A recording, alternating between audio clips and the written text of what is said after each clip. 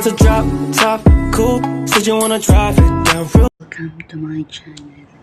Yes guys, tips, awareness, and ideas ko to sa inyo sa mga paparating pa lang dito.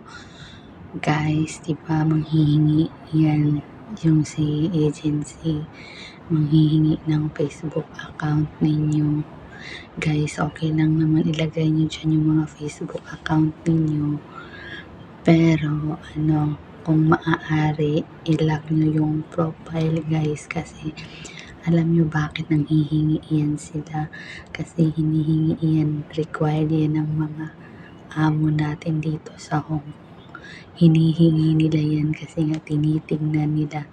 Guys, I tell you, pag hindi nila nagustuhan yung mga profile nyo, mga post ninyo, kung may mga sexy kayo na post guys, oo guys, hindi kayo yan guys, hindi kayo i-proceed guys, i-cancel nila yung pag-hire nila sa'yo. Hindi ko lang alam kung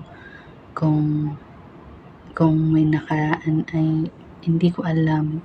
Yun, yung kadalasan talaga, ganun talaga guys, kasi may nababasa ako na ganyan. O may nababasa ako at may nagtanong na din sa akin ng ganyan. Tapos may nabasa ako doon na kinancel yung niya, pag-hire sa kanya, kasi yung profile niya napaka-sexy niya dahil nag-bra at panty lang siya sa profile niya. Kasi I think nasa swimming siya noon. Oo. Tapos naka-open, naka-public yun, hindi naka-lock yung profile niya. Suggest ko sa inyo, i-lock nyo na lang yung mga profile nyo, kasi ngayon sila, kasi yung mga mga chacha dito, may mga reels nag-Facebook. Oo, kaya required nila yan. Pero alam nyo, yung mga amo natin, may mga din yan sila, may mga grupo din sila sa Facebook. O doon nila pinupost yung mga pagmumukha ninyo, yung mga hindi nila gusto, or nakikita nila sa camera na hindi nila gusto, doon nila pinupost.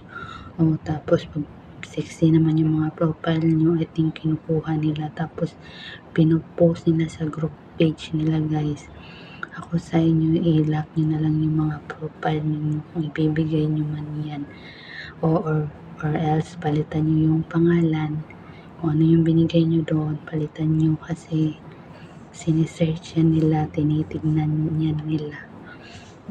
Kasi may friend ako na ganyan yung nangyari, sinearch, tapos sexy rin yung friend ko dahil abaday, nasa Pinas pa lang siya, kinancel na yung kontrata niya, kasi yung mga amo dito napaka din.